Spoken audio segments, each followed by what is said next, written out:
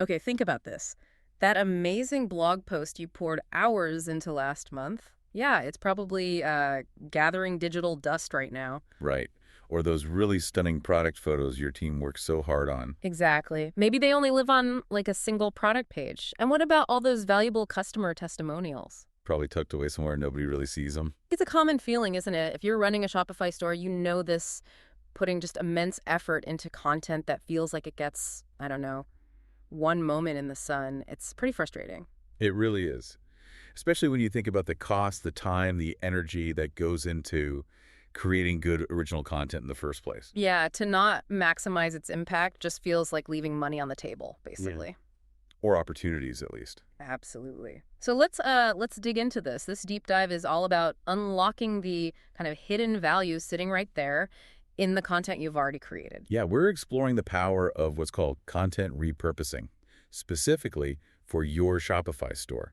And we're guided today by a really insightful article from the shopstrategy.com. It's titled Repurposing Content Across Channels, Maximizing Your Shopify Content ROI by Mohammed Tufekyapan. So our mission today, really, is to unpack the core strategies and techniques from this source.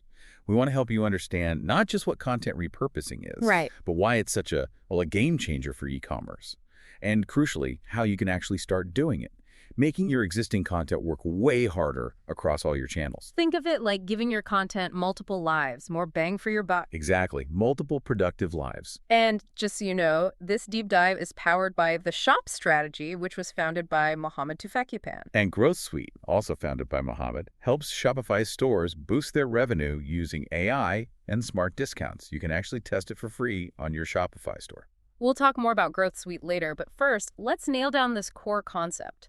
When we say content repurposing for an online store, what are we actually talking about? Okay, so at its heart, it's about strategically transforming content you already have into new formats. New formats. Yeah, formats tailored for different platforms, different audiences. It's way more than just, copying and pasting the same thing everywhere. So it's adaptation, not just repetition. Precisely. It's Ah. taking the main message or the key value or maybe some insights from one piece, like a detailed blog post or a set of photos or even a customer review, Okay. and then creatively reshaping it so it fits the unique vibe and the expectations of another channel. That could be Instagram, could be email, could even be a different part of your own website. So the same core idea, the same information, just packaged differently depending on where the customer encounters it. Exactly. You got it. A single blog post could become, say, a series of social media graphics, Right. or maybe a segment in your email newsletter, part of a product page FAQ section, or even the script for a short, punchy video. The whole goal is to get maximum leverage from every single content asset you create. And why is this so vital, specifically for a Shopify store? I mean, can't you just keep churning out fresh content constantly? Well, you could, but honestly, you'd be working way harder than you need to. Think about today's e-commerce customer journey. It's all over the place, right? Mm-hmm. Multiple touch points. Yeah, they might discover you on TikTok, see a testimonial someone shared on Facebook, maybe read a blog post you send in an email. And then finally land on a product page. Exactly. So your brand message, your value proposition, it needs to be consistently there and easy to grasp on all these different platforms. Repurposing makes that kind of comprehensive presence actually achievable without, burning out your team or your budget. It just sounds incredibly efficient. And the article, it really backs this up with some compelling business advantages. It really does. And the numbers are pretty stark. The source points out that creating totally new content, it can cost anywhere from 60% to 70% more than just repurposing something you already have. Wow, 60 to 70% more. For lean e-commerce teams, that cost difference alone is massive. That's a huge argument for repurposing right there. Huge. And that's just the cost saving. The benefits really start to compound beyond that. Okay, so what else?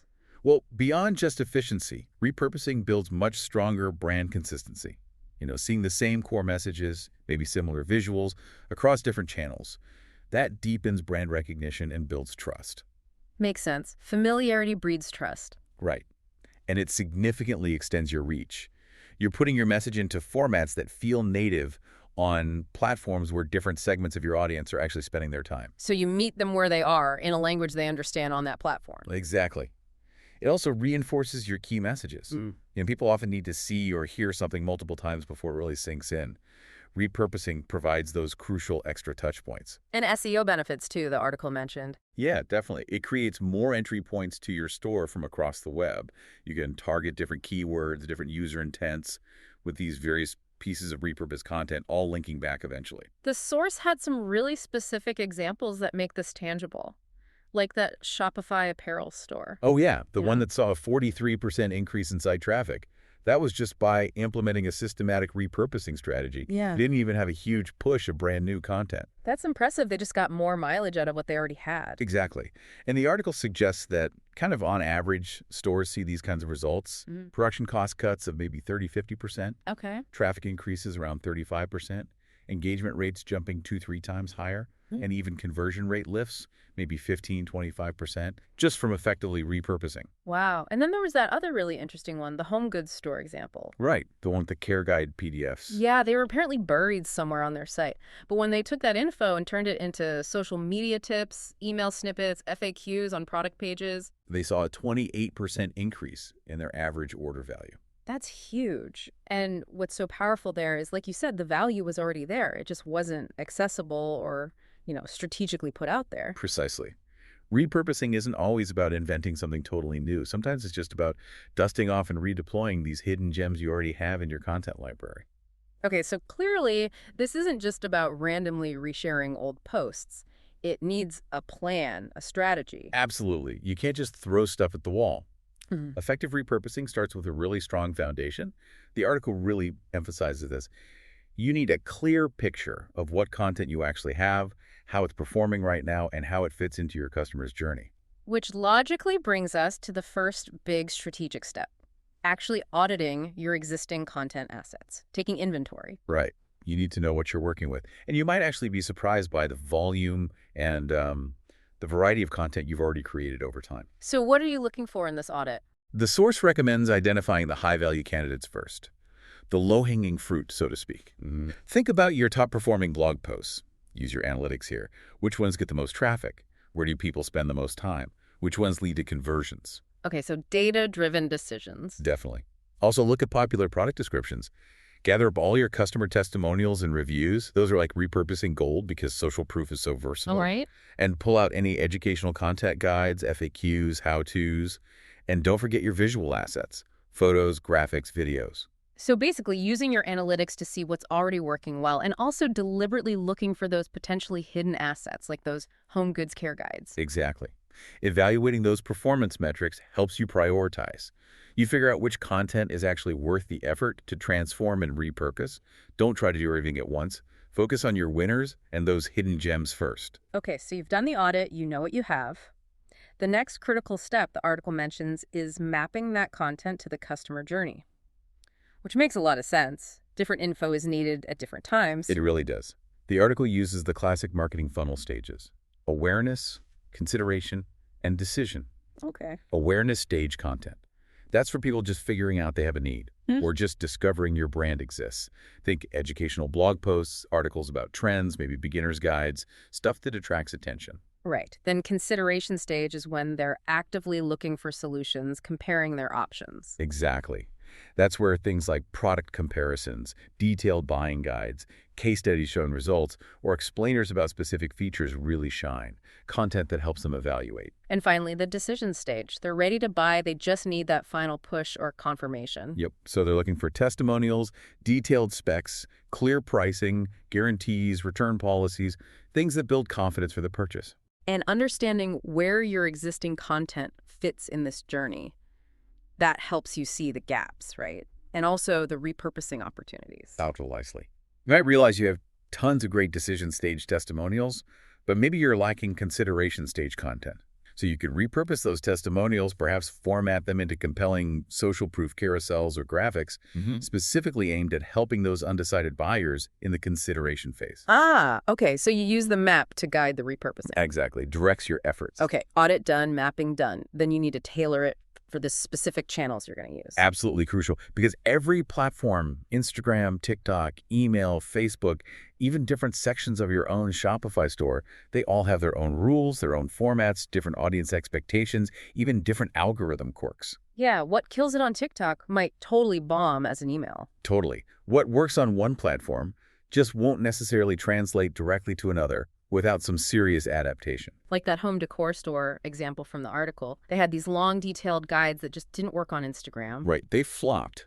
But when they broke that same information down into visually driven, bite-sized, tip-focused carousels, huge success on Instagram. So the information was solid, but the format needed a complete rethink for that channel. Exactly. You need a channel-specific strategy. Mm. You need to know where you're going to put this repurposed content and how it needs to look and feel to succeed there. All right, that strategic groundwork makes perfect sense. So now let's get into the really creative part, the actual transformation techniques. How do you, say, turn a big blog post into something completely different? Blog content is often like the richest starting point because it usually has the most depth. Makes sense. So from one solid blog post, you could easily pull out maybe 5 to 7 key points or takeaways, turn those into an engaging image carousel, or maybe even a short video carousel for Instagram or LinkedIn. Okay, visualizing the key points. Yeah. Or pull out powerful quotes or interesting statistics and make standalone graphics out of them, super shareable. Right. You could condense the main arguments or steps into a short, energetic script, perfect for a TikTok or an Instagram reel summary. Something that hooks people quickly and maybe drives them back to read the full article if they want more. Like a trailer for the blog post. Kind of, yeah. Or if it's a step-by-step guide, you could break that down into a series of Instagram or Facebook stories. Really easy to follow. The source mentioned a skincare brand that apparently got 18 separate social media posts from just one blog article. That's pretty incredible efficiency. It really highlights how much value can be packed into well-researched long-form content, doesn't it? Yeah. It's often denser than we realize. Definitely. What about email? How do you repurpose a blog for your newsletter? Several ways. If it's a comprehensive guide, you could segment it into a multi-part email series, drip it out over a few weeks, keep people engaged. Oh, nice. Like a mini course. Sort of. Or you could create shorter email teasers. Give them a juicy snippet and then link back to the full post on your blog. Or offer some exclusive expanded content based on the blog topic, but only for your email subscribers. Adds extra value. And you mentioned integrating blog content back onto the Shopify site itself. Yes, definitely don't overlook that. It's super powerful. Think about pulling relevant educational sections from a blog post and weaving them right into your product descriptions. Ah, so the info is right there when they're considering the product. Exactly. Or look at the comments on your blog posts. Are people asking the same questions over and over? Turn those into an FAQ section directly on the relevant product pages. Right. The article mentions an electronics store that saw a 24% jump in conversion rate just by adding condensed buying guide content repurposed from their blog directly onto their product pages. It brings that crucial educational value right to the point of purchase. Okay, that makes a ton of sense. What about user-generated content, UGC? That feels like another goldmine for repurposing. Oh, absolutely. UGC is fantastic because it has that built-in authenticity and social proof. Customer reviews and testimonials. Yeah. Perfect for repurposing. How so? You can create dedicated social proof sections on your product pages featuring top reviews. You can design eye-catching graphics for social media using compelling quotes from testimonials. Right. You can even weave short testimonial snippets into your automated emails, like maybe in an abandoned cart sequence to overcome potential doubts. And that pro tip in the article about visual testimonials performing 35% better, that's a simple but really impactful insight. Use photos or videos if you can get them. Definitely. Which leads to leveraging customer-created visuals, actual photos and videos people share using your products. How do you repurpose those effectively? Feature them prominently on your product pages. Create curated style galleries or lookbooks on your site. The source mentioned a fashion boutique whose customer photo gallery became their second highest converting page on the entire site. Wow, that's powerful. Yeah. You can also use those customer visuals in your social media posts, in your ads. It adds that real-world context. And don't forget customer questions themselves. Those are content too. How do you mean? Turn the frequently asked questions you get via email or social into a dedicated FAQ page on your site. If you get complex, recurring questions, maybe that's inspiration for a whole new blog post addressing it in depth. Or create short social media posts or videos directly answering common concerns. Turning problems into content. I like it. Exactly. Oh, okay. What about visual assets you create yourself, like product photography and videos?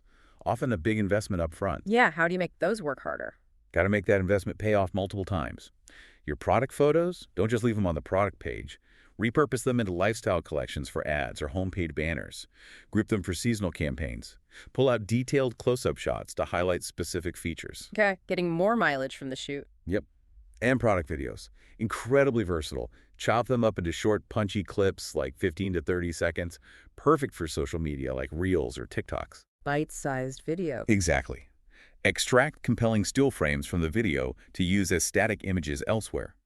Or create looping GIFs or short animations that showcase a product's function, great for emails or product pages. The kitchenware brand example was great there, creating 12 unique GIFs from just one product video, and it boosted their add-to-cart rate by 17%. Brilliant efficiency, right? It just shows how many different usable pieces can come from a single core video asset. Totally. And even things like infographics. Yeah, even those. If you have a complex infographic, break it down into smaller, more digestible sections or individual stats for social media. Pull out the key statistics for standalone graphics or ad copy. You could even transform parts of it into interactive elements on your website. Okay, so you've done the transformation, you've got these new pieces of content. The next step, the article stresses, is making sure it's perfectly tailored for the specific platform you're putting it on. Absolutely crucial detail. Each platform really does have its own unique environment and expectations. So for Instagram. Instagram loves shoppable posts, obviously. Stories and Reels tend to work best when they're relatively short, maybe 15 to 30 seconds typically. Carousel posts are great for multi-image stories or breaking down tips.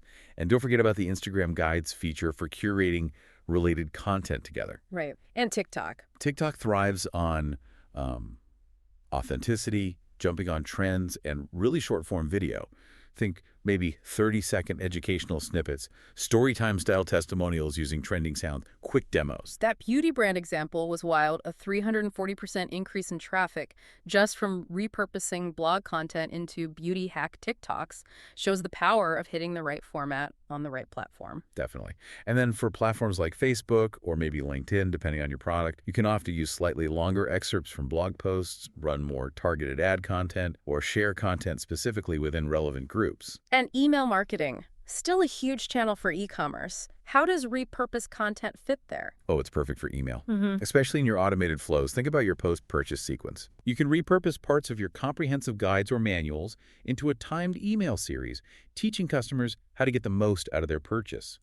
Turn FAQs into quick troubleshooting tips sent out a week after delivery. Use content from related collection pages to recommend complementary products. That home appliance store example from the article is so good. They reduced support tickets by 23% and increased cross-sells by 14% just by turning their product manual content into a helpful post-purchase email series. It's such a simple, high-impact repurposing strategy. Solves customer problems and drives revenue. What about abandoned cart emails? Perfect place for repurposed content. You can pull in key product benefits, maybe some urgency messaging based on scarcity, and definitely relevant customer reviews or testimonials to overcome hesitation. And for loyalty and keeping existing customers engaged? Yeah, repurpose value-add educational content to keep them learning. Use repurposed launch previews or behind-the-scenes content to make them feel like insiders. Send personalized recommendations based on past purchases, maybe linking to repurposed blog content about those types of products. And let's definitely not forget your own Shopify store. Arguably the most important platform of all. Without a doubt. Your product pages are prime real estate. Integrate snippets of educational blog content, showcase those UGC galleries we talked about, display FAQs derived directly from real customer questions. Makes the product page much richer. Way richer. Your homepage and collection pages, repurpose campaign visuals there, highlight featured products based on what your analytics show is popular or what blog content is driving interest. Use repurposed blog content to create really rich, keyword-friendly category descriptions that help with SEO too. Even the checkout. Yeah, even the checkout or the post-purchase thank you page. You can repurpose trust signals like awards or guarantees, offer targeted cross-sell recommendations based on what's in their cart, or promote your loyalty program using repurposed benefit statements. This all sounds incredibly powerful, but I'm also thinking it could get pretty complex to manage all these different pieces across all these channels. It definitely can if you don't have systems in place. The article touches on this. Efficient execution really requires the right tools and, just as importantly, solid workflows. So what kind of tools are we talking about? It mentions categories like content management systems to keep track of everything, visual creation tools, think Canva or Adobe Express to help with the formatting, and distribution or scheduling platforms like Later, Buffer, or Klaviyo for getting it out there efficiently. But the tools are only part of it, right? The workflow matters too. Absolutely. The article highlights things like batching your content creation, like sit down and create all your social graphics for a blog post at once. Using templates for different formats speeds things up immensely. Right. Having a system for tagging your content so it's easy to find and repurpose later, and definitely having quality control checklists for each specific channel to make sure the format and tone are right before it goes live. The jewelry store example, saving 15 hours a week just by systemizing their workflow with tools. That's a huge win. It really is. And there was another one, a home goods store that cut production time by 62% while publishing 40% more often, just by adopting that create once, publish everywhere mentality and building the workflows to support it. It's all about streamlining. Okay, so once you've got those fundamentals and workflows humming, the article also hints at some more advanced strategies. Yeah, moving beyond the basics. Things like seasonal or campaign repurposing. So taking your evergreen content but giving it a specific twist for a holiday or a themed promotion. Like the kitchenware store whose standard recipes got 218% higher engagement when they were repurposed with a holiday theme. Exactly. Simple adaptation, big impact. Then there's cross-brand or collaborative repurposing, working with complementary brands or influencers to share audiences and repurpose each other's relevant content. Like the athletic wear brand that partnered with fitness instructors. Yeah, they used the instructors' content and saw a 34% conversion lift. And then there's personalization or dynamic content. This is pretty advanced, but using customer data to adapt repurposed content in real time. So showing different repurposed content based on location or past behavior. Precisely. Like the outdoor gear retailer mentioned, who increased relevance and conversion by 28% by showing repurposed content relevant to the customer's specific location and likely activities. Very cool. But none of this amazing strategic effort really matters if you're not tracking whether it's actually working. Absolutely critical. Measurement is key. The source really emphasizes tracking your KPIs. You need to look beyond just overall traffic. What specifically should you track? Look at channel-specific traffic. How much traffic is this repurposed Instagram post driving versus that email segment? Look at engagement rates on different platforms for different formats. Time on page for content you've integrated onto your own site. Track conversion paths. Did someone interact with 3 repurposed pieces before buying? Okay, getting granular. Yeah, and attribute revenue where you can. Crucially, track your efficiency metrics too. How much time or money are you actually saving compared to constantly creating brand new stuff? Set up proper tracking UTM codes or your friend here, and use dashboards to compare how different repurposed formats perform across your various channels. That wellness brand example really drives it home. They found out their Instagram carousels, the ones repurposed from blog posts, had a 340% higher ROI than just standalone social posts they were creating from scratch. Exactly. That kind of insight is gold. It tells you immediately where to double down your efforts and maybe what not to waste time on. Measurement empowers that continuous optimization loop. And the article wraps up by talking about future-proofing this whole strategy. Yeah, just briefly touching on staying adaptable. Platforms change their algorithms, new formats emerge. You need to keep learning. As you grow, you need to scale your repurposing processes. And maybe start exploring emerging tech like AI tools that can potentially help with content adaptation and summarization in the future. Okay, so pulling this all together, if you had to boil it down, what's the single most powerful takeaway from this deep dive into content repurposing for Shopify stores? I think the article leaves us with this really key idea. Content repurposing isn't just, a tactic to save some time or money. It's more fundamental than that. It's a strategic mindset. A mindset. Yeah, it's about shifting how you think about content, moving towards creating these integrated content ecosystems where every single piece you produce is seen as an asset that's designed from the start to reinforce your message and strengthen other pieces, reaching customers effectively across all the channels they use. So it's about working smarter, not just harder, extracting maximum value from everything you create. Exactly. Significantly smarter. We've definitely seen how shifting your perspective to this kind of strategic content repurposing can really transform your existing assets, turning them from static maybe underused pieces, into dynamic drivers of traffic, engagement, and ultimately sales across your Shopify store and way beyond. It really is about getting maximum leverage, maximum ROI from every single piece of content. And the source really highlights that the stores truly excelling in content marketing today, they're not necessarily just the ones creating the absolute most content. They're the ones creating these interconnected systems where every piece works together, amplifies the others. So, the final thought for you listening, running your store. How can you start thinking about your content differently? Not just as individual blog posts or photos or emails, but as interconnected assets. Assets that are all feeding into a single, powerful system designed to reach your customers wherever they are online. How can you make sure that valuable content you've already created finds its audience? It's a powerful shift in perspective. And remember, this deep dive was powered by the Shop Strategy, founded by Mohammed Tefekipan. Right. And Mohammed is also the founder of Growth Suite. We mentioned it earlier. And the source highlights how Growth Suite helps Shopify stores increase their revenue using AI and discounts. Yeah, specifically, Growth Suite lets you create these really personalized, time-limited discount campaigns. It uses AI analytics to help figure out the smart offers. It's designed to help you effectively turn those browsers, people just looking, into actual buyers. So it sounds like a practical tool to help implement some of that conversion focus we talked about. Exactly. It makes setting up smart, data-informed discount campaigns much easier. You can actually test Growth Suite completely free on your Shopify store, see if it's a good fit for helping you implement some of these strategies and boost your revenue.